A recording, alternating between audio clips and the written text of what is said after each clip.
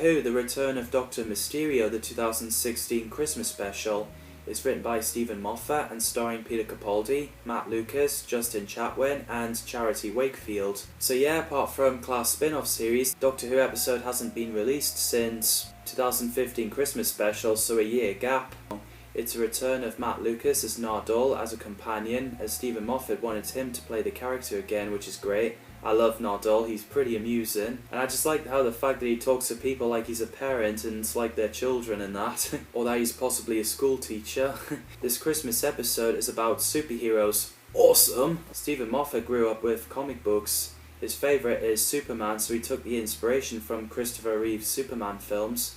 This episode explores many common superhero stories like the hero's secret identity, his origin story, and a love triangle involving both the hero and the man behind the mask. And I love the idea having superheroes crossing over to Doctor Who. And I think it's a pity that Stan Lee didn't make a cameo, which I think he should have. It would be great to have Stan Lee appearing in Doctor Who. And apparently there's photos of him with David Tennant and Matt Smith, which are very nice photos. On 7th of October 2016, Doctor Who cast and crew Peter Capaldi, Pearl Mackie, Stephen Moffat and Brian Minchin appeared on Marvel Live in New York, which is a cool YouTube video. And I like the fact that they're making fun of Thanos' Infinity Gauntlet. There's amazing comic book panel, we get Marvel vibes here.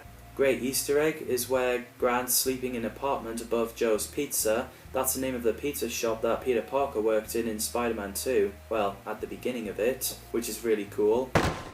Pizza time. Young Grant finds the Doctor hanging upside down the window, so he runs to his mum. He's got a Marvel comic poster that's got Spider-Man, Captain America, Wolverine and Silver Surfer. And you can also see Thor, Hulk, Flash, Wonder Woman, Superman, Batman in the background, which is also cool. Grant came back with cookies and milk because he got mistaken as Santa Claus, which is amusing. What bothered the Doctor is that Superman and Clark Kent are the same person as he reads through the comic book. Grant said everyone knows, but the Doctor said that Lois Lane doesn't know. And I like the fact when the Doctor mentions Spider-Man's origin, he assumes getting bitten by a radioactive spider you get radiation poisoning, a callback from Planet of the Spiders, John Pertwee's final story. As the Doctor and Grant looks at the time distortion equalizer thingy on the roof, the Doctor gave Grant a gemstone and a glass of water, Grant mistaking it as a medicine. As he coughs, he gets cold on every Christmas, so he swallowed it, which gave him powers like flying. In the present, Mr. Brock does a speech to the gathering reporters. He mentions the name Miss Shuster and Miss Siegel, a reference of Superman creators, Joe Shuster and Jerry Siegel, and Mr. Brock possibly named after Eddie Brock, aka Venom. It's pretty funny when Nardole wasn't aware that Americans call toilets restroom. Dr. Sim wanted to borrow Mr. Brock, so at night Lucy was spying, and it's so funny when the Doctor is as well eating sushi. Peter Capaldi has always given an amazing performance, and I love the name Doctor Mysterio. It has a ring to it, and I'm thinking of Mysterio, Spider-Man's enemy. So what happens is Mr. Brock sees eyes in the brains in those tanks. It does remind me of the brains of Morbius in Tom Baker's era. So the scientists remove his brain and replaced him with Shoal's brain, which is pretty scary. Those same aliens from the Husbands of Riversong. Imagine this in Torchwood and Class. Tomiwa Eden plays Brock, who runs Harmony Shoal Institute in New York, and I think he did a great job and terrifying when he became one of those Shoal of the Winter Harmony. Alexander Jovanovic played Dr. Sim, who's in charge of Harmony Shoal Institute, and one of those shoals. He's pretty scary, he did a great job as well, and I like the fact that the building looks like Daily Planet from Superman. Doctor and Lucy looks at the map, with Nardole correcting him that New York isn't a capital city. When Dr. Sim held them at gunpoint, as they turned around, I loved the Doctor's line, "We'll laugh all the way to the slap." So there was a knock on the window, and a superhero called Ghost broke in.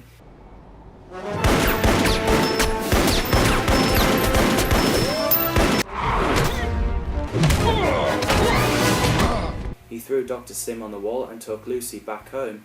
The Doctor and Nardole arrived before Lucy did, and I like the fact that the Doctor says to Grant, "With great power comes great responsibility," which is exactly what Uncle Ben said to Peter Parker. You can see the Mind of Evil film playing in the cinema opposite Lucy's apartment. Ironically, one of the classic Doctor Who stories called that.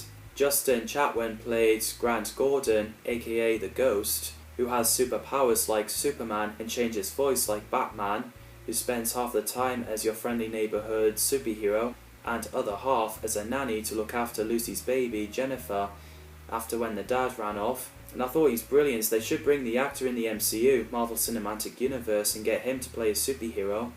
And they should definitely bring the character back on Doctor Who. And at least they did in Ghost Stories and Missy Loves Ghosty. Love to see him back on screen though. Plus having him in the comics is a really great idea. The fact that he is a superhero. Charity Wakefield played Lucy Lombard, later called Lucy Fletcher, who's a reporter like Lois Lane and Grant's crush, then later became Grant's girlfriend. And I think she's brilliant as well. She's named after Lois's sister, Lucy Lane. When she questions the Doctor, Alex the very noisy squeezy toy, which the Doctor couldn't bear the noise, so he had to tell the truth on what those brains are. Grant many times get out of his clothes and suit up to save the city, and then puts his clothes and glasses back on, looking like Peter Parker and Clark Kent to see if Jennifer's okay. I also like the reference when Lucy asked him if Bat Signal is an app. Lucy convinces the Doctor to get in touch with the Ghost so she can interview him, and yes, Lucy doesn't know that Grant and Ghost are the same person. Grant, as Ghost's voice, talks to Lucy on the phone and accepts the interview. However, he said he can't reveal his secret identity for the sake of anyone that's close to him. Grant and Lucy were jealous of themselves, which is amusing. I really love the bit where the Doctor is seen on camera and said, "boo," as he meets Dr. Sim and Brock. The bit where Brock opens half of his head to take the gun out is pretty freaky. The Doctor offers them to get off the planet, but they refuse, so he whistles, which summoned the TARDIS, operated by Nardole.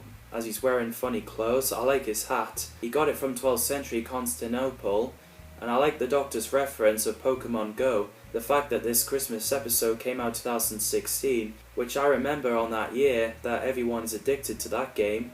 The Doctor and Nardole checks the computer to find signal beaming into space, and the spaceship they arrived in is actually a bomb. They're unaware of the alarm set off, and those Shoal with alarm in their heads looked pretty effective. While Ghost is getting interviewed by Lucy, which is similar to 1978's Superman film, Grant tried to reveal his identity. The Shoal came in, planning to remove Grant's brain and replace it with theirs. And it's pretty intense where the bomb was dropping on New York, but thankfully, after when the Shoals are knocked out, Ghost changes to Grant and held the bomb. The Doctor and Nardole arrived, and I like the scene where Lucy and Grant were kissing while holding a bomb. The unit arrives, the empty Mr. Sim is gross, but one of the soldiers are Shoals, and Osgood gets mentioned.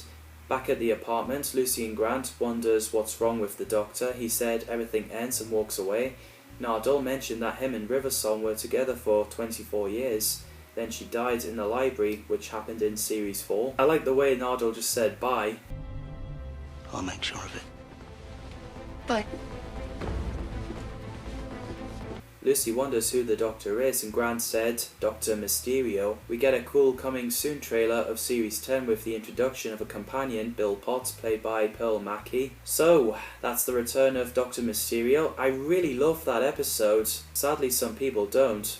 I do. I think it's because I'm a fan of superhero films. A lot of you would know that my favourite superhero is Spider-Man, which I grew up with, especially Tobey Maguire's Spider-Man films. The nostalgia. What did you think of this episode? Let me know in the comments down below. Thanks for watching, and see you in the next video.